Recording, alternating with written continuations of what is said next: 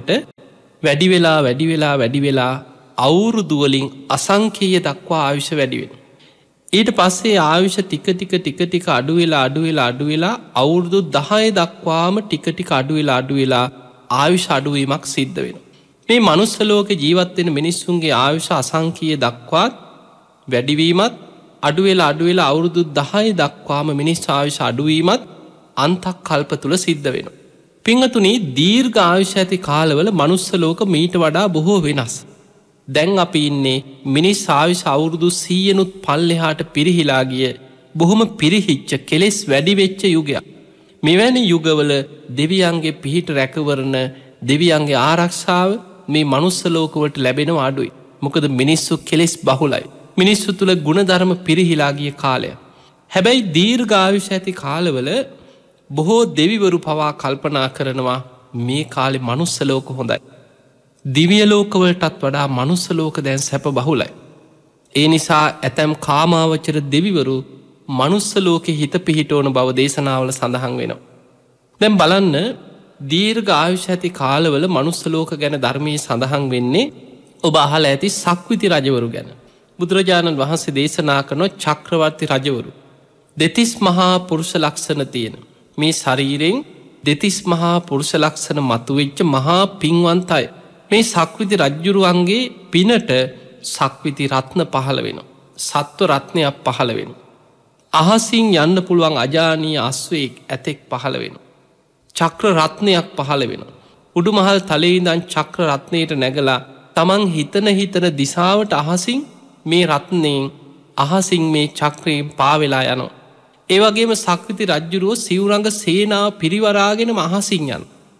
එතකොට බලන්න, මේ අහසින් යන රජවරු කිසිම යානාවක්වත් දැන් අද කෙනෙකුට අහසින් යන්න මොනවා හරි ගුවන් යානා මේ වගේ උපකරණ නිපදවාගෙන තමයි මිනිස්සු අහසින් යන්නේ. දීර්ඝ ආයුෂ ඇති කාලවල මහා පුණ්‍යවන්ත රජවරු සිවුරංග සේනා පිරිවරාගෙන අහසින් යනවා. මුළු ලෝකෙටම අහසින් ගිහිල්ලා සීලය ගැන අනුශාසනා කරනවා. ඒ නිසා ලෝකයක් සීලයක පිහිටවන්න සක්විති රජ්ජුරුවන්ට පුළුවන් කිය. එතකොට මේ වගේ අහසින් ගිහිල්ලා ලෝකෙට අනුශාසනා කරන රජවරු, ඒ වගේම දෙව්ලෝ පහළ වෙන ඇතැම් කල්ප වෘක්ෂ මනුස්ස ලෝකෙ පහළ වෙනවා කියනවා දීර්ඝ ආයුෂ ඇති කාලවල ඒ අයගේ පුණ්‍ය ශක්තිය මත. ඒ වගේම සමහර අය ගැන දේශනාවල තියෙනවා. දැන් ඔය මහා සුදස්සන සූත්‍රයේ අපේ බුදුරජාණන් වහන්සේ බුදු වෙන්න පෙර මහා සුදස්සන නමින් සක්විති රජකම් කරපු විස්තරයක් දීඝනිකායේ මහා සුදස්සන දේශනාවේ සඳහන් වෙනවා.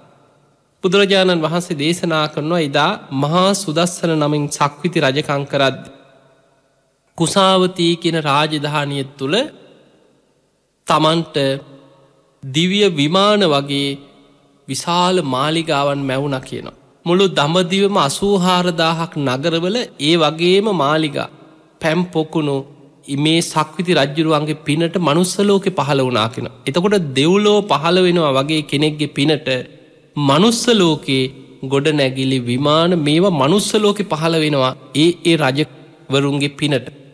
එතකොට මෙවැනි රජවරු අහසින් යන්න තරම් පුළුවන් 이르දි බල සම්පන්න රජවරු මේ අය ගැන සඳහන් වෙන්නේ දීර්ඝ ආයුෂ ඇති කාලවල. මේ අපි ජීවත් වෙන යුගවල නෙමෙයි. ඒ වගේම දේශනාවල සඳහන් වෙනවා දීර්ඝ ආයුෂ ඇති කාලවල මනුස්ස ලෝකේ වැවෙන මේ පළතුරු වර්ග, ගස් වර්ග, භවභෝග සම්පත් පවා මීට වඩා බොහෝ අස්වැන්න ලැබෙනවා කියන යමක් වැපිරුවා නම් 100,000 ගුණයකින් අස්වැන්න ලැබෙනවා කියන ඒ කාලවල. දේශනාවල සඳහන් වෙනවා LV කියලා V වර්ගයක් ওই දීර්ඝ ආයුෂ ඇති කාලවල පොළොවෙන් පහළ වෙන මේ වී ගහ යටට ගියහම ගහෙන් වී කරලෙන් වී වැක්කිරෙනවා කියන පහළ. ඒවා භාජන වලට පුරවගෙන එන්නේ. එතකොට බලන්න අද මේ එක කරලේ තියෙන වී ටිකත් ගන්න ගියාම ගොඩක් සමහරලාට එක්ක සත්තු කාලා නොඑක් විපත් වලටපත් වෙලා එක්ක ස්වභාවික විපත් වලින් විනාශ වෙලා එක්ක සමහර වී බොල් වෙලා වී යට කීපයයි සමහරලාට එක වී ගහෙන් ලැබෙන්නේ. නමුත් ඉස්සර ඔය LV කියන වර්ගය ගැන දේශනාවල සඳහන් වෙනවා වී කරලෙන් වී වැක්කිරෙනවා භාජන වලට කියන මිනිස්සු පුරවගෙන එන්නේ. ඒ වගේ පොළොවෙන් පහළ වෙන බොහෝම රසවත් හතු වර්ග, ඊළඟට වැල් වර්ග, ඊළඟට උග්ගස් ගැන පවා තියෙනවා මේ ගහ යටින් කපලා භාජනයකට උඩු අතට ගහ අල්ලගෙන ඉන්නකොට කපපු තැනින් පැණි ඔක්කොම පහලට බේරිලා භාජනයේ පැණිවලින් පිරිලා ඉතිරිලා යනවා. එතකොට අපිට පේනවා මේ වගේ එදා ගස් කොළන් වල පවා පෘථිවි රසය මීට වඩා තිබුණා. දීර්ඝ ආයුෂ ඇති කාලවල මිනිස්සු බොහෝම සැප සම්පත් බහුලයි කියන. එවැනි කාලවල දෙවියන් පවා මනුස්ස ලෝකෙ හිත පිහිටවනවා. දෙවියන් දිව්‍ය ස්වරූපේනුත් මනුස්ස ලෝකෙ මිනිස්සු අතර විමාන සකස් කරගන්නවා. අහසේ විමාන හදාගෙන මිනිස්සු අතර ගැවසෙනවා. දෙවියන් මිනිස්සු ඉදිරියේ පෙනී ඉන්නවා. දැන් ඔබ ජාතක කතාවල බොහෝ දේශනාවල ඔබ අහලා ඇති දෙවියන් පෙනී ඉඳලා මේ වගේ දෙවිවරු උපදෙස් දුන්නා. සමහර මිනිස්සු ඉදිරියට ඇවිල්ලා දෙවියන් පෙනී ඉන්නවා, දෙවියන් උපකාර කරනවා. හැබැයි මේ මිනිස් ආයුෂ පිරිහිලා අවුරුදු 100නුත් පල්ලෙහාට මිනිස්සුන්ගේ ආයුෂ පිරිහෙනවා කියන්නේ මිනිස්සු තුල කෙලෙස් වැඩි කාලයක්. එවැනි කාලවල දෙවිවරු මිනිස්සුන්ට ලං වෙන්නේ නැහැ. මිනිස්සුන්ගේ අකුසල් වැඩි, පව්කම් වැඩි, කෙලෙස් වැඩි. එවැනි කාලවල දෙවියන් මිනිස්සුන්ගෙන් ඈත් වෙනකොට, දෙවියන් ඈත් වෙන්නේ මිනිස්සු ගුණධර්ම වලින් පිරිහෙනකොට. එතකොට මිනිස්සු ගුණධර්ම වලින් පිරිහෙන්න ලෝකේ අධර්මිෂ්ඨ රජවරු පහළ වෙනවා. දැන් ඔබ අහලා ඇති කොසල් රජුරු දැකපු හීන. ඒ හීන සැබෑ වෙන්නේ මිනිස් ආයුෂ පිරිහෙන කාලවල. බුදුරජාණන් වහන්සේ දේශනා කරන රජතුමනි මේ අද සිද්ධ වෙන එකක්වත් ඔබේ රාජ්‍ය කාලයට අයිති දෙයක්වත් නෙමෙයි. අනාගතේ පහළ වෙන රජවරු, අනාගතේ පහළ වෙන මිනිස්සු මේ වගේ අධර්මිෂ්ඨ දුස්සීල පාලන කරන කාලවල අනාගතයේ මුළු ලෝකෙම මිනිස්සු අධර්මිෂ්ඨ ජීවිත ගත කරනවා. මිත්‍යා දෘෂ්ටිය ලෝකෙ බලවත් වෙනවා. එවැනි කාලවල ලෝකෙ මේ විපත් හටගන්නවා. ඒව තමයි ඔබ මේ හීනෙන් දැක්කේ කියලා එදා කොසල් රජ්ජුරුව දැකපු සිහින ගැන බුදුරජාණන් වහන්සේ එකින් එක විස්තර කරන්නට යෙදුණා. එතකොට අපිට පේනවා මිනිස්සු ගුණධර්ම වලින් පිරිහෙන්න දෙවියන් මිනිස්සුන්ගෙන් ඈත් වෙනවා. දෙවියන් ඈත් වෙනකොට ඒ මිනිස්සු අතරට ලං වෙන්නේ දරුණු අමනුෂ්‍ය කොටස් ලං වෙනවා. දැන් මේ වෙනකොට මිනිස් ආයුෂ අවුරුදු 100නුත් පල්ලෙහාට පිරිහෙනවා කියන්නේ මේ මනුස්ස ලෝකයේ කියන්නේ දෙවියන්ගේ පිහිට රැකවරණේ බලවත් වෙච්ච තැනක් නෙමෙයි. මේ මනුස්ස ලෝකයේ කියන්නේ දරුණු අමනුෂ්‍යයන්ගේ ග්‍රහණයට හසු වෙච්ච දරුණු යක්ෂයන් ගම් නගර නියම් ගම්වල අරක් ගත්ත දරුණු අමනුෂ්‍යයෝ විසින් මිනිස්සුන්ව ග්‍රහණය කරගන්න ලෝකයක් තමයි දැන් මේ මිනිස් ආයුෂ පිරිහෙන කාලේ. ඔබට බලන්න පුළුවන් අංගුත්තර නිකායේ තියෙනවා මහා සාල කියලා දේශනාව. මේ මහා සාල කියන සූත්‍රයේ මහා සාල කියලා බමුණේ බුදුරජාන් වහන්සේ මුණ ගැහිලා වන්දනා කරලා අතීත කතාවක් කියනවා. ස්වාමීනි භාග්‍යවතුන් වහන්සේ මම අහලා තියෙනවා මේ අතීතේ වැඩ සිටිය බුදුරජාන් වහන්සේලාට මීට වඩා දීර්ඝ ආයුෂ තිබුණා කියලා. ඒ අතීතේ වැඩ සිටිය මිනිස්සු දීර්ඝ ආයුෂ ලැබපු මිනිස්සු කියලා මං අහලා තියෙනවා. මීට වඩා භෝග සම්පත් පොළොවෙන් අස්වැන්න ලැබුණා කියලා මං අහලා තියෙනවා. ඒ මිනිස්සුන්ට මේ තරම් ලෙඩ රෝග නැහැ. ලෙඩ රෝග අඩුයි, ආයුෂ වැඩි, මිනිස්සුන්ගේ ශරීර ශක්තිය වැඩි. ඒ අයගේ කාය ශක්තිය ඊළඟට රූප ස්වභාවය බොහොම ලස්සන මිනිස්සු අතීතේ හිටියා කියලා මං අහලා තියෙනවා. ස්වාමිනී භාග්‍යවතුන් වහන්සේ මම මේ අහලා තියෙන දේ ඇත්තක්ද කියලා අහනවා. ඊළඟට මේ මහා සාල කියන බමුණ අහනවා ස්වාමීනි භාග්‍යවතුන් වහන්සේ දැන් එන්න මිනිස්සුන්ගේ ආයුෂ පිරිහෙනවා, ශරීර ශක්තිය පිරිහෙනවා, වර්ණයෙන් පිරිහිලා යනවා. මිනිස්සු දවසින් දවස ලෙඩ රෝග වලට ගොදුරු වෙනවා, ආයුෂ පිරිහෙනවා. ඒ විතරක් නෙමෙයි භෝග සම්පත් පොළොවේ කොච්චර වැපිරුවත් අස්වැන්න එන්නේ අඩු වෙනවා. පෘථිවි රසයේ අඩු වෙලා යනවා. ස්වාමීනි භාග්‍යවතුන් වහන්සේ ඇයි මෙහෙම සිද්ධ වෙන්නේ? ඇයි මෙහෙම වෙන්නේ කියලා බුදුරජාණන් වහන්සේගෙන් අහනවා. එතකොට බුදුරජාණන් වහන්සේ අනාගතේ මේ මනුස්ස ලෝකෙ මිනිස්සුන්ට සිද්ධ වෙන විශාල විපත් තුනක් බුදු ඇසින් බලලා දේශනා කරනවා. ඒ විපත් තුනෙන් පළවෙනි එක තමයි බුදුරජාණන් වහන්සේ වදාලා මහා සාල මිනිස්සු අධර්මිෂ්ඨ වෙනකොට, මිනිස්සු දුස්සීල වෙනකොට එන්නේ ආයුෂ පිරිහෙන්න මිනිස්සු තුල කරුණු තුනක් වැඩෙනවා කියනවා. ඒ තමයි අධර්ම රාගයත්, විෂම ලෝභයත්, මිත්‍යා දෘෂ්ටියත්. එතකොට මිනිස්සු තුල අධර්ම රාගය, දුස්සීලව ජීවත් වීම පිණිස තියෙන කැමැත්ත වර්ධනය වෙනවා. විෂම ලෝභය සාමාන්‍ය ලෝභකමක් නෙවෙයි, ඒක ඉහවහ ගිහිල්ලා තියෙන්නේ. විෂම වෙල. විෂම ලෝභයක් මිනිස්සු තුල වර්ධනය වෙනවා. ඊළඟට මිත්‍යා දෘෂ්ටිය බලවත් වෙනවා. මෙලොව පරලොව පිළිගන්නේ නැහැ. එවැනි දර්ශන, එවැනි දෘෂ්ටි ලෝකේ බලවත් දේවල් බවට පත් වෙනවා. පින්පව් විශ්වාසයක් නැහැ, කර්මඵල විශ්වාසයක් නැහැ. ඕනේ පවක් කරාට කමක් නැහැ. අන්න එවැනි මතවාද, එවැනි දෘෂ්ටි, එවැනි ආගම් ලෝකෙ බලවත් වෙනවා. මිනිස්සුන්ට අවශ්‍ය වෙන්නේ කෙලෙස් වැඩි වුණාට පස්සේ ඕනෑම පව්කමක් කරගෙන ඕන දෙයක් කරපල්ලා ඒකේ ප්‍රශ්නයක් නැහැ. උඹලට ඔය විපාකයක් නැහැ. සතුටින් ඉඳපල්ලා ඕන තරම් කෙලෙස් සහිත ජීවිත ගත කරන්න කියලා යම් කිසි කෙනෙක් යම් දර්ශනයක් තුල හරි යමෙක් කියනවා නම් අන්න ඒක තමයි තමන්ගේ මතයට ගැලපෙන දේ තමයි හරි. අර මායාවේ අදහසට ගොනු වෙච්ච දර්ශන ලෝකේ බලවත් වෙනවා. මිත්‍යා දෘෂ්ටිය බලවත් වෙනවා. බුදුරජාණන් වහන්සේ වදාළ මහා සාල අධර්ම රාගයත් විෂම ලෝභයත් මිත්‍යා දෘෂ්ටියත් ලෝකේ බලවත් වෙන්න මිනිස්සුන්ගේ ආයුෂ වේගෙන් පිරිහෙන්න පටන් ගන්නවා. මිනිස්සුන්ගේ ශරීර ශක්තිය පිරිහෙනවා. ලෙඩ රෝග වලට වේගෙන් ගොදුරු වෙනවා. පෘථිවි රසයේ පවා පොළවෙන් අතුරුදහන් වෙනවා. එහෙම අධර්ම රාගයත් විෂම ලෝභයත් මිත්‍යා දෘෂ්ටියත් බලවත් වෙනකොට පොළොවාසී දෙවිවරු මිනිස්සුන්ගෙන් ඈත් වෙනවා කියන. භූමාටු දෙවියන්ගේ පටන් අකනිටා බඹලව දක්වාම දෙවියන් මිනිස්යන් ගැන කලකිරිලා දෙවියන් තුල මිනිස්සු ගැන අප්‍රසාදයක් ඇති වෙනවා. එහෙම වෙනකොට මිනිස්යන්ගේ යහපතට දෙවියන් උදව්පකාර කරන්නේ නැහැ කියන. ඒ මත සිද්ධ වෙන්නේ භූමිකම්පා, නායා, ජලගැලීම්, ගින්නෙන් සිදුවන විපත්, ඊළඟට ස්වභාවිකව ඇතිවෙන උෂ්ණත්වයේ වැඩිවීම, සුලිසුලං, කුණාටු මේ වගේ ස්වභාවික විපත් වලින් අනාගතයේ මේවා වර්ධනය වෙලා සිය දහස් ගණන් ලක්ෂ ගණන් මිනිස්සු අනාගතයේ මරණයට පත් වෙනවා කිය.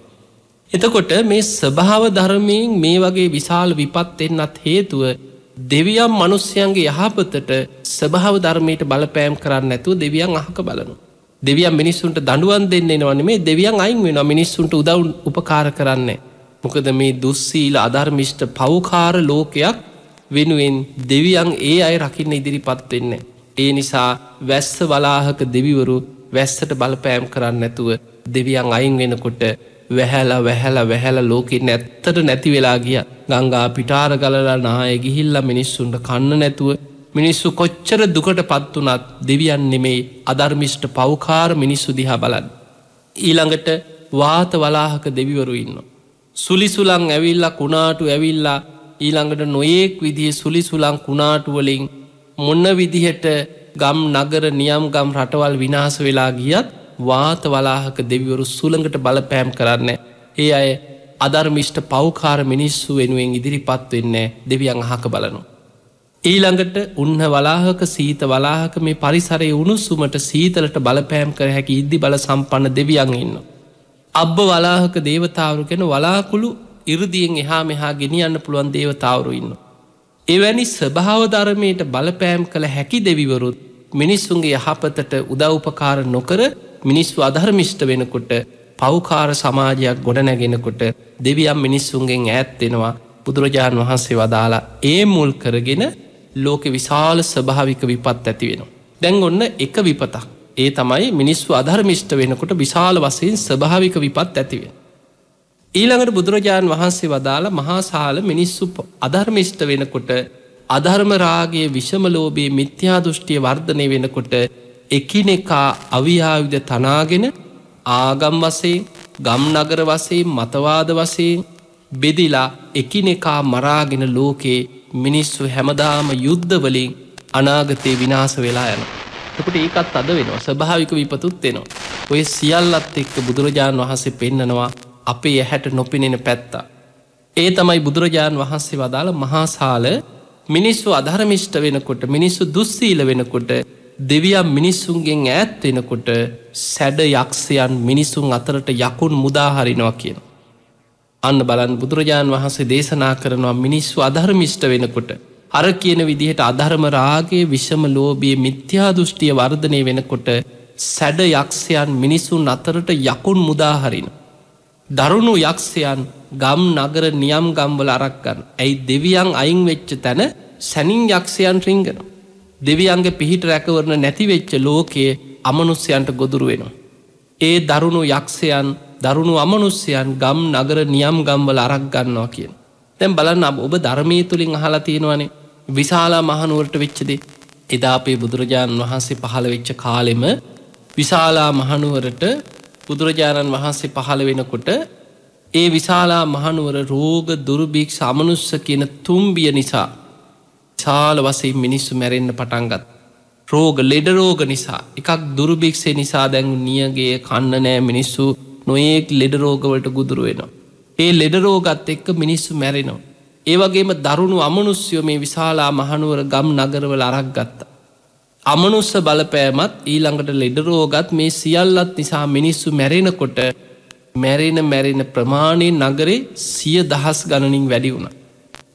මේ නගරේ ගිහිල්ලා දාන මලකුණු නිසා විශාල දුර්ගන්ධයක් මලමිනීවල දුඟදින් මුළු විශාලා මහනුවර නගරේම මලකුණු වල දුර්ගන්ධේ පැතිරෙන්න පටන් ගත්තා. එතකොට තව තවත් දරුණු යක්ෂයෝ අමනුෂ්‍යයෝ මලමිනි ආහාර කරගන්න දරුණු අමනුෂ්‍යයෝ විශාලා මහනුවර නගරයට යොදුන් ගණන් දුර ඉන්න අමනුෂ්‍යයෝ මේ විශාලා මහනුවරට ඇතුළු වුණා කියලා. මේ නගරේ අරක්ගත්. ඒ හේතු කරගෙන එන්නම රෝගබිය දුර්භික්ෂ අමනුස්ස කියන තුම්බියෙන් මුළු නගරයක් විනාශ වේගෙන යනකොටයි අපේ බුදුරජාණන් වහන්සේ වැඩම කරලා රතන සූත්‍ර දේශනාව දේශනා කරලා පිරිත් පැන් ඉහලා විශාලා මහනුවර නගරයට මේ නගරයට තුනුරුවන්ගේ ඒ උතුම් සත්‍යාක්‍රියා බලයෙන් විශාලා මහනුවර නගරයට ආශිර්වාද ලබා දීලා මිනිස්සුන්ව තුනුරුවන් සරණින් බේරගත්. එතකොට අපිට පේනවා මේ දරුණු අමනුෂ්‍යයෝ ගම් නගර නියම් ගම්වල අරක් ගන්න. එහෙම අමනුෂ්‍යයෝ අරක් ගත්තට පස්සේ මේ අමනුෂ්‍ය ග්‍රහණයට හසු වෙනවා. දෙවියන්ගේ රැකවරණේ නොමැති ලෝකයේ දරුණු අමනුෂ්‍යයන්ගේ ගොදුරු බවට පත් වෙනවා. දැන් වෙනකොට අපි මේ ජීවත් වෙලා ඉන්නේ මිනිස් ආයුෂ අවුරුදු 100නුත් පල්ලෙහාට බැහැලා ටික ආයුෂ පිරිහිලා අවුරුදු 70ක විතර සාමාන්‍ය ආයුෂක් තියෙන කාලෙක කලාතුරකින් අවුරුදු 80-90 කෙනෙක් ජීවත් වෙන්න පුළුවන්. හැබැයි බොහෝම ලෙඩ වෙලා ඔත්පල වෙලා එක්තැන් වෙලා එක්ක වැඩිපුර ඉස්පිරිතාල ගන්න නිතර ලෙඩින් තමයි ජීවිතේ අන්තිම කාලෙ ගෙවන්නේ. අපේ ශරීරවල ශක්තිය අද අවුරුදු 50-60 වෙනකොට කාය ශක්තිය අවසන්. ඊට පස්සේ තියෙන පිරිහෙන පැත්තට එන්න ලෙඩ රෝග වැඩි. ඊළඟට ඇවිද ගන්න බෑ ඇඟට පණ නෑ නොයේක් ලෙඩ. බලන්න දවසින් දවස අලුත් ලෙඩ වර්ග. කොච්චරනම් අලුතෙන් මතුවෙන එක ලෙඩකට බෙහෙතක් හොයාගන්නකොට තව ලෙඩ 100ක් අලුතෙන් මතුවෙන. එතකොට මෙවැනි නොයෙක් එක්ක විස බීජයක් ගියා කිය සමහර ලෙඩක්වත් හොයාගන්න බෑ. මැරුණ මෙච්චර වෛද්‍යවරු හිටියත් මෙච්චර විද්‍යාව තාක්ෂණයේ දියුණුණා. අපි කියනවා මෙච්චර දියුණුයි අද විද්‍යාව දියුණුයි තාක්ෂණයේ දියුණුයි අද වෛද්‍යවරුන්ට කරන්න බැරි දෙයක් නෑ. හැබැයි කොච්චරනම් රෝග තියෙනවද බෙහෙත් නැති. බෙහෙතක් හොයාගන්න බැරි ලෙඩ රෝග විශාල වශයෙන් තියෙනවා. ඊළඟට සමහරු මැරෙනවා මැරිච්ච ක්‍රමේවත් හොයාගන්න බෑ වෛද්‍යවරේ. ඊට පස්සේ අඩුගාන මිනිය කපලා වෛද්‍ය පරීක්ෂණ කළා මැරිච්ච ක්‍රමේ හොයනවා. කපා බලනවා කොහොමද මේ මිනිහා මැරුණේ කියලා. කෑල්ලෙන් කෑල්ල කපා බලලා ඒත් හොයාගන්න බැයි නම් විස බීජයක් යන්නේ. විස බීජයක් ගිහිලා කියලා මොනවා හරි දෙයක් කියනවා. ඊට පස්සේ මිනිහ වල්ලලා ආයි කවුරු හරි සැකයි කියලා හරි උසාවි හරි ගියොත් වල්ලපු මිනිහ ආයි ගොඩ අරගෙන කපලා බලනවා කොහොමද මැරුණේ. එතකොට අපිට පේනවා වර්තමාන මිනිස්සුන්ට මොනතරම් විද්‍යාව තාක්ෂණයේ දියුණුනත් මැරිච්චක මේවත් හොයාගන්න බැරි කොච්චරනම් මලමිනීවල හැංගිලා ගිය රහස් තියෙනවද. එතකොට අපිට පේනවා අපි මේ ජීවත් වෙන කාලේ වේගෙන් මරණය කරා ලං වෙනවා. මැරෙන්න හේතු ඕනෙත් නෑ මිනිස්සුන්. ඒ නිසා එන්න මේ ලෝකය දැන් අමනුස්ස ග්‍රහණයකට ගොදුරු වෙවී යන ලෝකයක්. ඒ නිසා වෙනදට වඩා අමනුස්ස බලපෑම් එන්න වැඩි වෙනවා. අනාගතයේ තවත් දරුණු අමනුස්්‍යයන්ට මිනිස්සු ගොදුරු වෙන. මිනිස්සු තුළ ද්වේශය වෛරය වර්ධනය වෙන්න. අධර්ම රාගේ විෂම ලෝභයේ මිත්‍යා දෘෂ්ටිය වර්ධනය වෙනකොට දරුණු අමනුස්්‍යයන්ට දෝතැන්නක් බවට මේ මනුස්ස ලෝකෙ පත්වෙන්. සැඩ යක්ෂයන් මිනිසුන් අතරට යකුන් මුදාහරිනවා කියන. ඒ දරුණු අමනුස්්‍යයෝ යක්ෂයෝ කෙලෙස් සහිත අධර්මිෂ්ට මිනිස්සුන්ගේ ශරීරවලට කිසි බයක් සැකක් නැතු ඇතුල්ලෙන. තැන් ඔබට හිතෙන පුළන් කොහොමද මේ අමනුස්සේ මේ මනුස්සේගේ ශරීරයකට ඇතුල්වෙන්. තැන් කෙනෙක් කියන්න පුළුවන්නෑ මනුස්සයක් කියන මනස උසස්. මේ මනුස්ස ශරීරයට කොහොමද මේ කොහවත්තින් අමනුස්සෙක් ඇතුල්ලෙන් එහෙම කෙනෙකුට හිතන්න පුළුව. දැන් හිතන්න අපේ කය දිහා අපේ ශරීරයේ තුළම සත්තු කී දෙනෙක් ජීවත්වෙන ඇද. අපි නොදන්නවා වුණාට සමට ඔබ දන්න ඔබ හිතන්නේ. ඔබේ ශරීරයේ සමහල්ලාවට ලක්ෂ ගානක් තවත් සත්තු ජීවත්වෙන ශරීරයක් ඔබ. තැන් බලන්න ඔබේ හිසේ ඉන්නවා උකුණෝ ඉන්නවා. දැම් මේ උකුණෝ පැටවු ගහන්නේ. ඊළඟට ජීවත් වෙන්නේ. ආහාර ටික හොයාගන්න. ඊළඟට ඔවුන්ගේ සාමාන්‍ය ගමක් වගේ. ඔළුව කියලා කෙන ඔවුන් මල මුත්‍රා කරන්න වෙන කොහෙවත් කියලා වැසිකිළියකට ගිහිලා ඔළුවට නගිනව නෙමෙයි. මේ හිසේම තමයි උකුණු මල මුත්‍රා කරන්න. මැරුණට පස්සේ කුණු වෙලා යන්නේ කවුරුත් මේ තව උකුණු උස්සගෙන සොහනකට ගෙනියනවා. මේ ඔළුවෙම තමයි මැරුණට පස්සේ කුණු වෙලා යන්නේ. ඒක ඔවුන්ගේ ගමක්. ඔබේ හිස කියලා කියන්නේ ඒ උකුණන්ගේ ජීවත් වෙන වෙනම රාජධානියක් වගේ. ඊළඟට ඔබේ බඩ ඇතුලේ කොච්චර පණුව ඉන්නවද? ඔබ පණු බේත් බොන්නේ මොකටද? මේ පණුව වර්ධනය වෙලා වැඩි වෙනකොට ඊළඟට බඩ රිදෙන්න ගන්නවා, නොයෙක් ලෙඩ රෝග එනවා. ඒවා වර්ධනය වෙනකොට සමහරට බෙහෙත් බොනවා. හැබැයි පණු බේත් බීවා කියලා පණුව සදහටම නැති වෙන්නේ නැහැ. මේ ඇඟ ඇතුලේ කොච්චරනම් පණුව ඉන්නවද? සමහරු ඉන්නවා ජීවත් වෙලා ඉන්නේ නැද්ද? එක්කෝ කකුල් වල තුවාල ඇවිල්ලා, එක්කෝ අතේ තුවාල ඇවිල්ලා. ඒ තුවාල වලින් පණුව මතුවෙන අය ඉන්නවා. මැරිලා නෙමෙයි ජීවත් වෙලා ඉන්නේ නැද්දි තුවාල කුණු වෙලා මේ තුවාල වලින් පණුව උඩට මතුවෙනවා. එතකොට අපිට පේනවා මේ ශරීරය කියලා කියන්නේ කොයි තරම් තිරිසන් සත් අපිට ඇහැට පේන තිරිසන් සත්තුන්ට මේ කය කියන්නේ කොච්චරනම් ඔවුන්ට ජීවත් වෙන්න තැනක්. ඒ වගේ තමයි අපි නොදන්නවා වුණාට නොපෙනෙන සියුම් ශරීර ඇති අමනුෂ්‍යයෝ අපේ ශරීර ඇතුළට රිංගනවා. රිංගලා මේ ශරීරවල තියෙන ආහාර ඕජාව අමනුෂ්‍ය උරා බොනවා. මේ ශරීරවල තියෙන ලේ ටික ඒ අමනුෂ්‍ය උරා බොනවා. මේ ශරීරවල තියෙන දහඩිය මුත්‍රා ඔවුන්ට ආග්‍රහණය කරන්න පුළුවන් දේවල් ඔවුන් මේ ශරීරවලින් උරා බොනවා, ආග්‍රහණය කරනවා. ඒ තමයි ඔවුන්ගේ ආහාර. එතකොට ඒ වගේ අපිට පෙනෙන මේ පණුවෝ, මේ නොයෙක් විදියේ සත්තු, මේ ශරීරයේ උකුණෝ, ඔය වගේ නොයෙක් සත්තු මේ ශරීරවල මතුවෙනවා. සමහරු කෙනා ඉඳිගෝව කෑවකි. එතකොට මේ පුංචි සත්තු වර්ග මේ ශරීරය හැදෙනවා. එතකොට මේ වගේ මේ ශරීරයේ මේ තිරිසංගත සත්තු ඉන්නවා වගේමයි අමනුෂ්‍යයොත් මේ ශරීරය ඇතුළට ඇතුල් වෙලා ඔවුන්ගේ ආහාර පාන අපේ ශරීරවලින් හදාගන්නවා, හොයාගන්නවා. ඒ තුළ ජීවත් වෙනවා. ඒ අතර අපේ කයට ඇතුල් වෙන්න පුළුවන් ක්‍රම තියෙනවා. දැන් සමහර අමනුෂ්‍යයන්ට පුළුවන් අපේ ඕලාරික ශරීරයට ඇතුල් වෙලා අපේ ශරීරයේ තියෙන මේ ආහාර ඕජාව, සමහරට ලේ ටික, මල මුත්‍රා මේවා ආග්‍රහණය කරමින් ඔවුන් ශරීරය තුල ඉන්නවා. හැබැයි යාගේ මනසට බලපෑමක් නැහැ. දැන් අපේ ශරීරයක් තුල ගත්තහම කෙනෙක්ගේ බුදුරජාණන් වහන්සේ පෙන්නනවා මේ කය ශරීර තුනක් හැටියට. එකක් තමයි කබලින්කාර ආහාරයෙන් පෝෂණය වන ගොරෝසු කයක් අපිට තියෙනවා. කබලින්කාර ආහාර කියන්නේ අපි මේ කන බොන ගොරෝසු ආහාර වලින් පෝෂණය වෙන කය. ඒක තමයි අපිට පේන්න තියෙන්නේ. සතර මහා ධාතුන්ගෙන් හටගත්ත මේ රූපේ ශරීරය. මේ ශරීරය ඇසුරු කරගෙනම මනෝමය ශරීරයත් සංඥාමය ශරීරයත් පවතින. එතකොට ඕලාරික කයත් මනෝමය ශරීරයකුත් සංඥාමය ශරීරයකුත් පවතින. යම් අමනුෂ්‍යයෙක් ඕලාරික ශරීරයට, මේ ගොරෝසු ශරීරයට ඇතුල් වෙලා මනෝමය ශරීරයට බලපෑමක් නොකර ඉන්න පුළුවන්. එවැනි අවස්ථාවල් වල අපි දන්නේ නැහැ, අපිට දැනෙන්නේ අපේ මනසට බලපෑමක් නැහැ. හැබැයි මේ අමනුෂ්‍ය ශරීරය ඇතුළේ ඉඳන් සමහර ලාවට අපේ ශරීරයේ තියෙන ලේ ටික උරා බොනවා, ආහාරමය ඕජා උරා බොනවා. එහෙම අමනුෂ්‍යයන්ට ශරීරයට ඇතුල් වෙන්න පුළුවන් අපේ ශරීරයේ තියෙන මේ එක්ක මුඛ කුහරය, නාස් කුහරය, කන් සිදුරු, මේ ශරීරයේ තියෙන මේ සාමාන්‍ය සිදුරු හරහා අමනුෂ්‍යයන්ට ඇතුල් වෙන්න පුළුවන්. එතකොට එවැනි සිදුරු හරහා කයට ඇතුල් වෙන අමනුෂ්‍යය කය ඇතුලේ තියෙන මේ ආහාර ඕජාව, ලේ ටික, මල මුත්‍රා ටික, සෙම් ටික, සොටු ටික ඔවුන් ආග්‍රහණය කරගනිමින් ඔවුන් මේ ශරීර තුල ඉන්නවා. හැබැයි එහෙම ඉන්නකොට වෙන්නේ ඒ අමනුෂ්‍යයා කියලා කියන්නේ එතනත් ජීවිය. ඒ මුල් කරගෙන නොයේක් විදිහේ ලෙඩ රෝග අපිට හට ගන්නවා. සමහර වෙලාවට කාලයක් යනකොට ඇඟේ ලේ ටික උරා බොනකොට ඒ ලේ අඩුවීමේ ලක්ෂණ ඇති වෙනවා. සමහර නොයෙක් රෝග ලක්ෂණ මතුවෙනවා. මේ අමනුෂ්‍යය බඩවැලේ හරි යම් තැනක හරි රැඳිලා ආහාර ඕජාව තමන් ආහාර කරගන්නකොට කාලයක් යනකොට ඒවැ තුවාල ගැටිති ඇති වෙනවා. සමහරට පිළිකා කරන්න පුළුවන්. මේ වගේ සමහර අමනුෂ්‍යය ශරීරවලට ඇතුල් වෙනවා ඕලාරික ශරීරය. හැබැයි සමහර අමනුෂ්‍යයෝ ඉන්නවා කෙනෙකුගේ පෙර අකුසලයක් මත මනෝමය ශරීරය ආක්‍රමණය කරන්න පුළුවන්. ඒ මනෝමය ශරීරයේ කර්මානුරූපීව අමනුෂ්‍යයෙකුට ග්‍රහණය කරන්න පුළුවන් සිදුරක් පිහිටියෝ. යම් අමනුෂ්‍යයෙක් එයාගේ මනෝමය ශරීරයට ඇතුල් වුණොත් අන්නේ අමනුෂ්‍යයා තමයි යාගේ මනසට බලපෑම් කරන්නේ. සමහර අය ඉන්නවා මනුස්ස ශරීරේ තිබුණට අමනුස්සයෙක් තමයි සම්පූර්ණයෙන් යාව පාලනය කරන්නේ. අමනුස්සයට අවශ්‍ය දේවල් තමයි කන්නේ බොන්නේ. අමනුස්සයට අවශ්‍ය විදිහට තමයි ඔහු ගමන් බිමන් යන්නේ.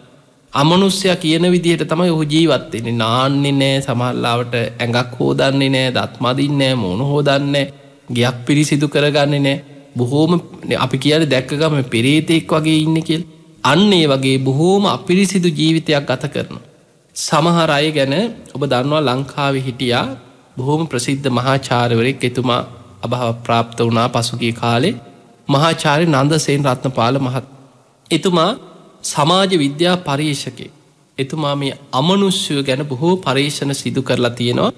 එතුමාගේ පොත් කීපයක්ම තියෙනවා අමනුෂ්‍යයන් ගැන සිදු කරපු පරීක්ෂණ. ඒ අතර එතුමා මේ මනුස්ස ප්‍රේතයන් ගැන කරපු පරීක්ෂණ තියෙන. කියන්නේ මනුස්ස කයක් තියෙන මිනිස්සේ. හැබැයි ඔහුව පාලනය කරන්නේ අමනුස්සෙක්, ප්‍රේතෙක්. ඒ අයට එතුමා සඳහන් කරන්නේ මනුස්ස ප්‍රේතයන්.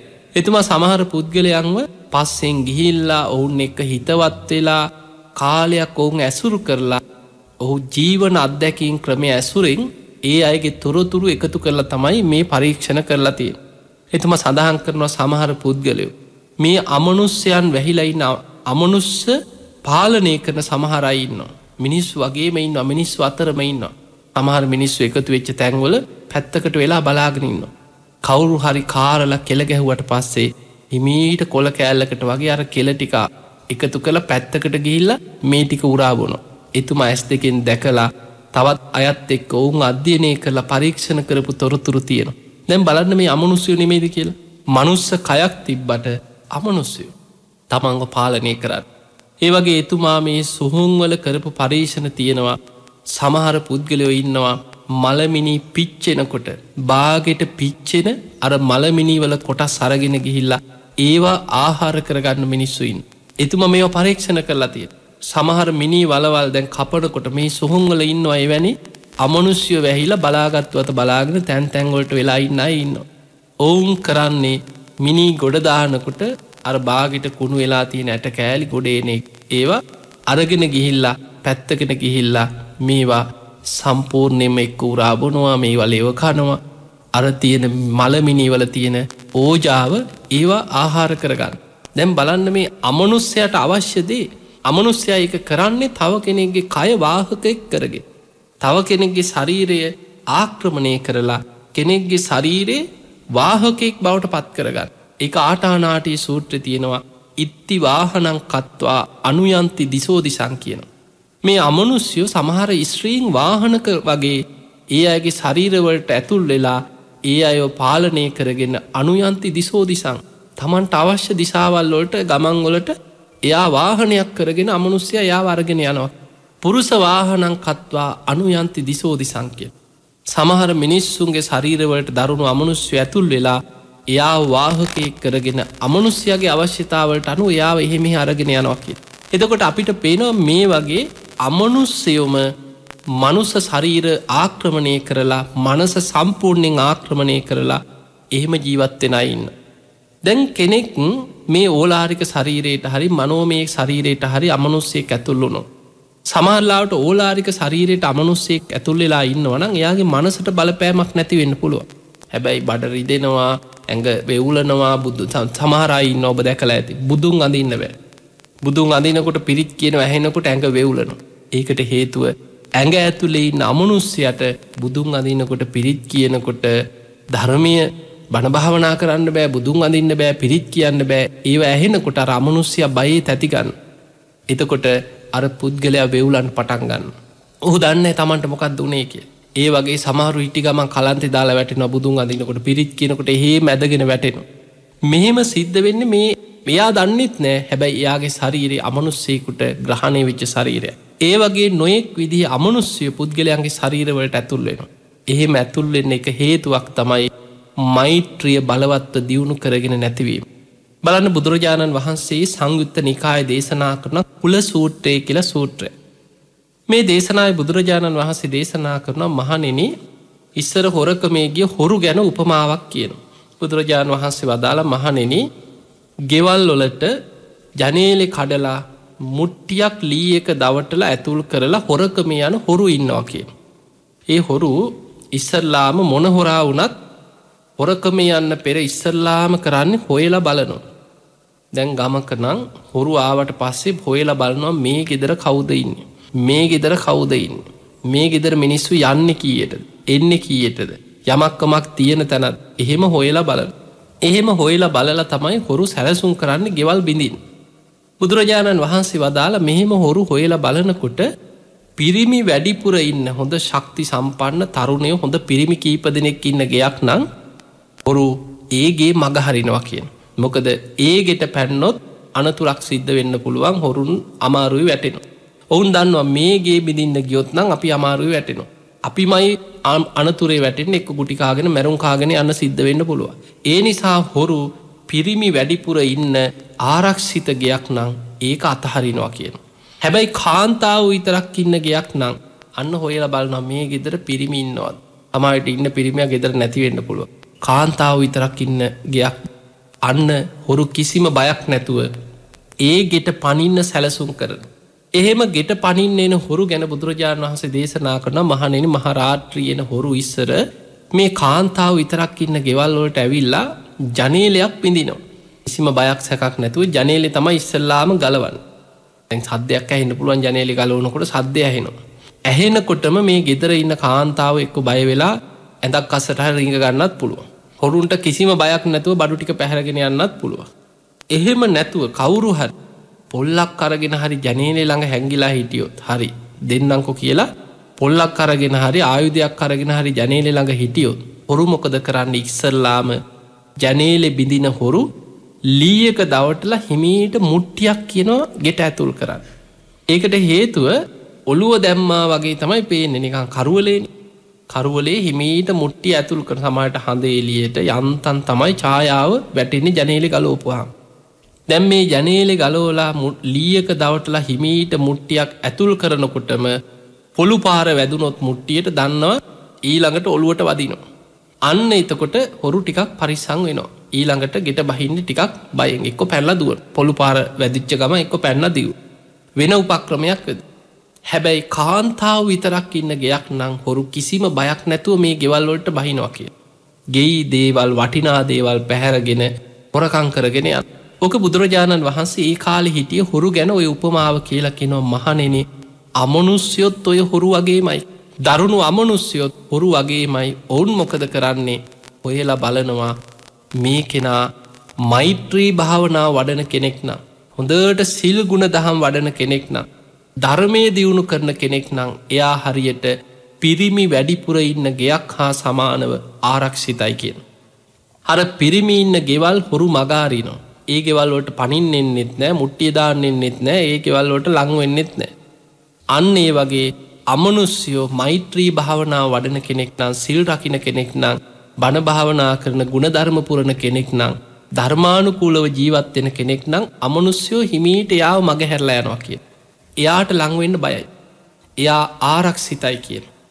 හැබැයි බුදුරජාණන් වහන්සේ වදාලා මහණෙනි කෙනෙක් සීලාදී ගුණධර්ම දියුණු කරන්නේ නැත්නම්, එයා හොඳට සිල් රකින්න කෙනෙක් නෙවෙයි නම්, එයා භාවනාවක් කරන්නේ මෛත්‍රිය බලවත් කරගෙන නැහැ.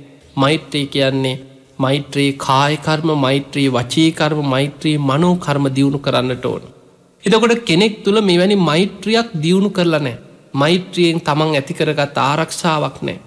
එහෙම කෙනෙක් ධර්මයේ දියුණු කරන්නේ නැති කෙනා කාන්තාව විතරක් ඉන්න අනාරක්ෂිත තැනක් වගේ. බුදුරජාණන් වහන්සේ වදාළ හොරු කිසිම බයක් සැකක් නැතුව ඒ ගෙවල් වලට පනිනවා වගේ අමනුෂ්‍යෝ මෛත්‍රිය වඩන්නේ නැති දුස්සීල කෙනාට කිසිම බයක් නැතුව එයාගේ ශරීරවලට අමනුෂ්‍ය ඇතුල් වෙනවා කියන. ඇයි අමනුෂ්‍යයන්ට ඇතුල් වෙන්න පුළුවන්? ඔහු ආරක්ෂිත කෙනෙක් නෙමෙයි, අනාරක්ෂිතයි. ඒ නිසා බුදුරජාණන් වහන්සේ උපමාව දේශනා කළ උන්වහන්සේ වදාළ මහණෙනි මගේ ශ්‍රාවකයන් වන භික්ෂු භික්ෂුණී උපාසක උපාසිකාවන් මේ අමනුෂ්‍යයන්ගෙන් ඇතිවන කරදර බාධා විපත් වලින් බේරෙන්න නම් මෛත්‍රී සිතම වඩන්න කියනවා. සීලාදී ගුණධර්ම දියුණු කරගෙන මෛත්‍රියම බලවත් කරගන්න. ඒ නිසා පින්වතුනි මෛත්‍රිය වඩනවා කියන්නේ, මෛත්‍රී භාවනාව ඔබ කරනවා කියන්නේ, මෛත්‍රී සහගත කාය කර්ම වචී කර්ම පුරුදු කරනවා කියන්නේ ඔබ අමනුෂ්‍යයෙකුටවත් ඔබට අනතුරක් කරන්න බෑ. ඔබ ධර්මයෙන් ආරක්ෂා වෙච්ච කෙනෙක්. යම් හේකින් දරුණු අමනුෂ්‍යයෙ ඉන්න පුළුවන්. කෙනෙකුට කරදර කරන්නේ හැබැයි ඒ අමනුස්්‍යයමයි අමාරු වැටෙන්.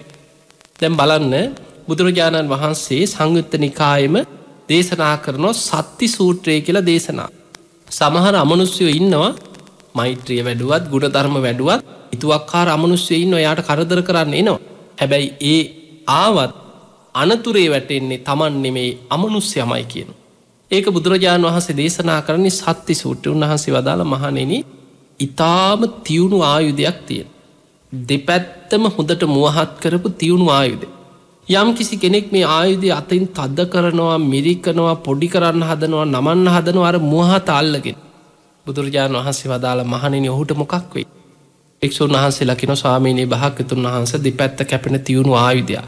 කෙනෙක් කතින් අල්ලගෙන මිරිකන්න නමන්න තද කරන්න තලන්න හදනවනම් ඔහුගේ අතපය කැපිලා ඔහුම අනතුරේ වැටෙනවා.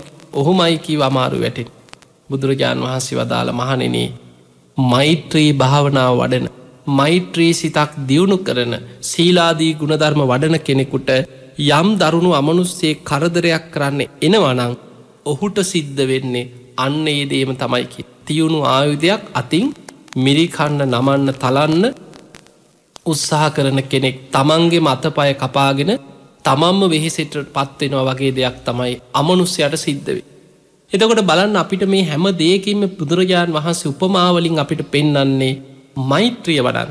අපිට තියෙන එකම ආරක්ෂා තමයි මේ නොපෙනෙන අමනුස්්‍යයන්ගෙන් බේරෙන්න්න තියෙන ආරක්ෂාව තමයි මෛත්‍රී සිතක් වැඩි.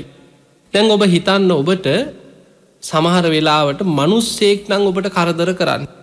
අපි ගමු ගමේ ඉන්න එපාකරපු මනුස්සෙක් ඉන්න ඔබට බනින්නවා තර්ජනය කරනවා ගේ ඉස්සරහින් බැනගෙන යනවා සමහරලාට බීල කෑගහගෙන යනවා ගෙට ගල් ගහනවා පිහිත මොහොම දේවලුත් තියෙනවන.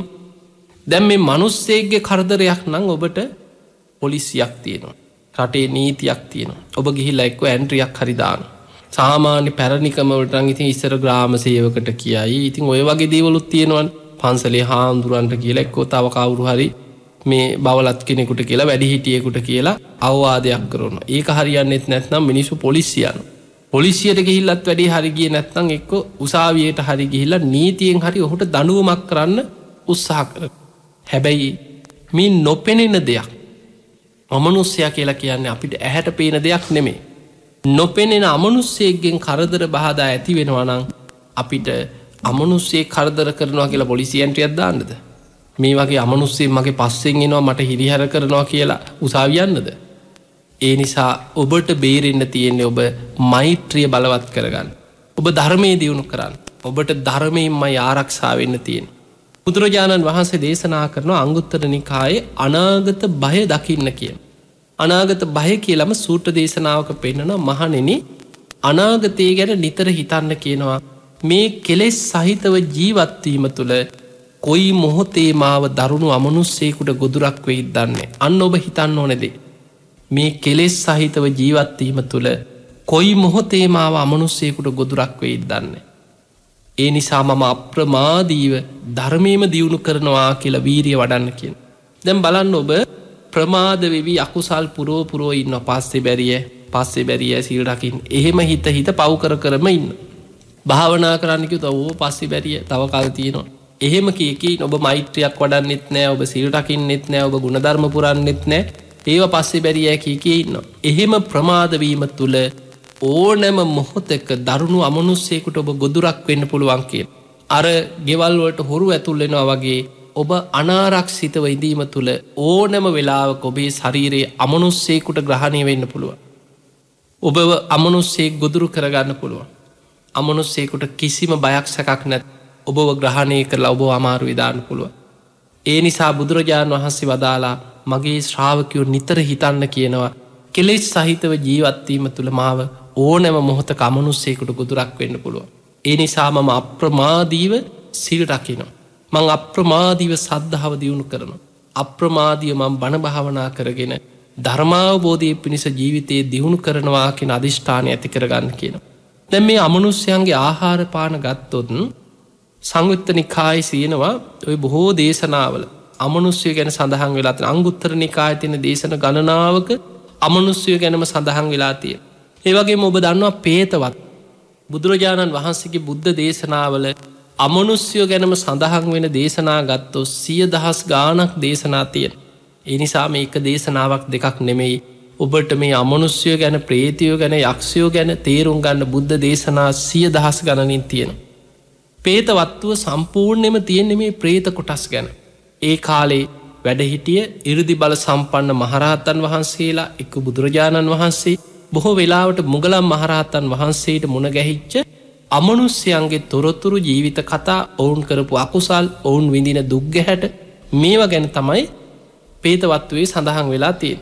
දවසක් ඔබ දන්නවා සාරිපුත්ත මාතා කියල පේතවත්තුවේ සිදුවීමක් තිනෝ සාරිපුත්ත හාමුදුරන්ගේ ආත්ම 5කට පෙර අම්ම වෙච්ච ප්‍රේතියක් ගැන.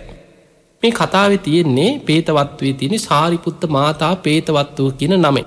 දවසක් සාරිපුත්ත මහරහතන් වහන්සේ පිණ්ඩපාතේ වඩිනකොට ඇට සැකිල්ලක් වගේ ප්‍රේතියක් ශරීරෙ ඝන කරගෙන පඳුරක් ඉස්සරහා ඉඳන් උන්වහන්සේ පේන්න ඉස්සරහට ආවා.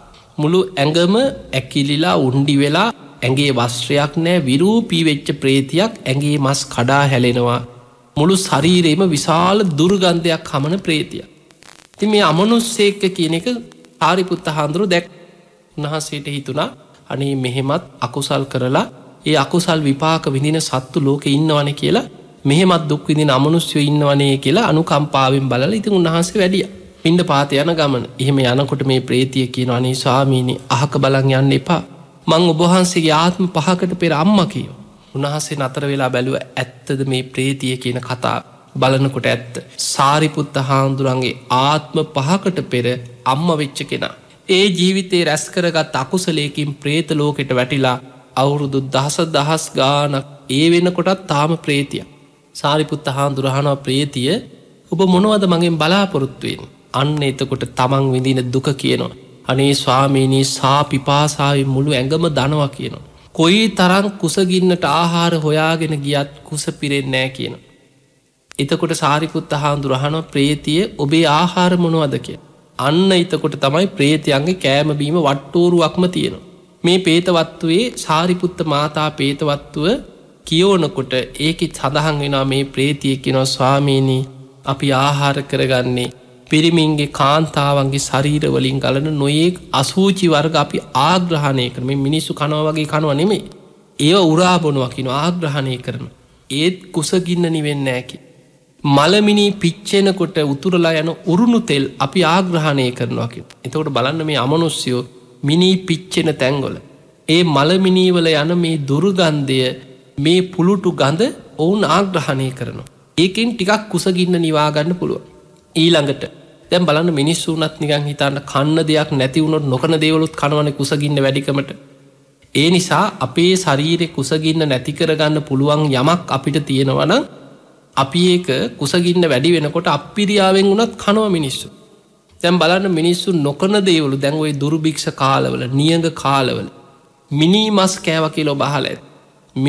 මිනිස්සුන්ව මරාගෙන මිනි මස් කන මට්ටමට මිනිස්සු දරුණු වුණා නියඟ දුර්භික්ෂ එනකොට. සමහර නොකන සත්තුත් කනවා මිනිස්සු කන්න නැති වෙනකොට. එහෙමත් කාලා ඔබ අහලා ඇති ඔය නොයෙක් හිර කඳවුරුවල නොයෙක් විදිහට හිර කඳවුරුවල දාලා කන්න නොදී මිනිස්සුන්ට වද දීපු අවස්ථාවල් වල තමන් අසූචි කරලා තමන්ගේ අසූචි ටික ආහාර කරගත්ත අය ගැන හිරකරුව ගැන ඉතිහාසෙ තියෙන.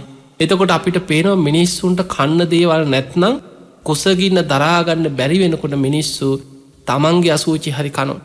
එතකොට අපිට පේනවා මිනිස්සුන්ටත් කන්න නැති වෙනකොට ඒව කනවා. ඒ වගේ තමයි අමනුෂ්‍යයන්ට කුසගින්න නිවාගන්න කර්මානුරූපීව වෙන කිසිම දෙයක් නැහැ. කොච්චර පිළිකුල් දෙයක් වුණත් ඒක ආග්‍රහණය කරොත් විතරනම් කුසගින්න ටිකක් හරි නිවෙන්නේ අමනුෂ්‍යයා ඒ දේ ආග්‍රහණය කරනවා. මේ ප්‍රේතිය කියනවා ස්වාමීනි මිනි පිච්චෙනකොට උතුරලා යන උරුණු තෙල් අපි ආග්‍රහණය කරනවා. අපි උරා බොනවා කියන. මලමිනීවල යන ඒ දුමාරි දුර්ගන්ධය අපි ආග්‍රහණය කරනවා. මලමිනී කුණු එනකොට ගලන ඕජාව අපි උරා බොනවා අපි ආග්‍රහණය කරනවා කියන. දැන් අපිට මේවා බොහොම පිළිකුල් කියනකොටත් පිළිකුල් ඔබට. හැබැයි මේවා ඒ අමනුෂ්‍යයන්ට කුසගින්න නිවා ගන්න තියෙන ආහාර. දැන් ඔබ හිතන්න ඌරෙක් ගැන හිතන්න. ඌරට අසූචි කියලා කියන්නේ සුදා භෝජනය වගේ දෙයක්. ඔහුට තියෙන රසවත්ම දේ තමයි අසූචි. ඇයි ඔහුගේ ආහාරය ඒක. ඒ වගේ තමයි අමනුෂ්‍යයන්ටත් කෙල ටික සොටු දහඩිය ඊළඟට මලමුට්ට මේ වගේ පිළිකුල් සහගත දෙයක් අපිට පිළිකුල් වුණාට ඊළඟට මේ ප්‍රේතිය කෙනවා ස්වාමීනී දරුවෝ ලැබෙනකොට ගලන ගැප් මල අපි ඒවත් ආග්‍රහණය කරනවා කියන කුසගින්න නිවාගන්න. එතකොට අපිට පේනවා මේ අමනුස්්‍යය කියන්නේ බොහෝම දුකසේ මහා කුසගින්නකින් පිපාසයකින් දුක්විදින කොටසක් සා පිපාසාව තමයි ප්‍රේත ලෝකෙ වැඩිපුරම තියෙන අමනුස්්‍යයන්. ඒ සා පිපාසාව නිසාම ඔවුන් ආහාර හොයාගෙන යන්නේ පිළිකුල් සහගත දේවල්මයි. ඒ නිසා ඒවත් තියෙන්නේ යම් තැනකද එතන ඔවුන් නවා තැනක් හදාගන්න. ඒ නිසා තමයි කෙනෙක්ගේ ශරීරයකට ඇතුල්වෙන්න පුළුවන්නම් ඒ අමනුස්්‍යයෝ සැනින් ඇතුල්වෙන්. දැන් අපේ ශරීරයක් කියලා කියන්නේ මේවා බොහොම රත්තරනින් පිත්තලෙන් සකස් වෙලා බොහොම ලස්සන්ට තියෙන දේවල් නෙමේ. අපේ ශරීරය ඇතුළේ මේ නව දුරකින් කොච්චරරං අසූචි වැගිරෙනවා.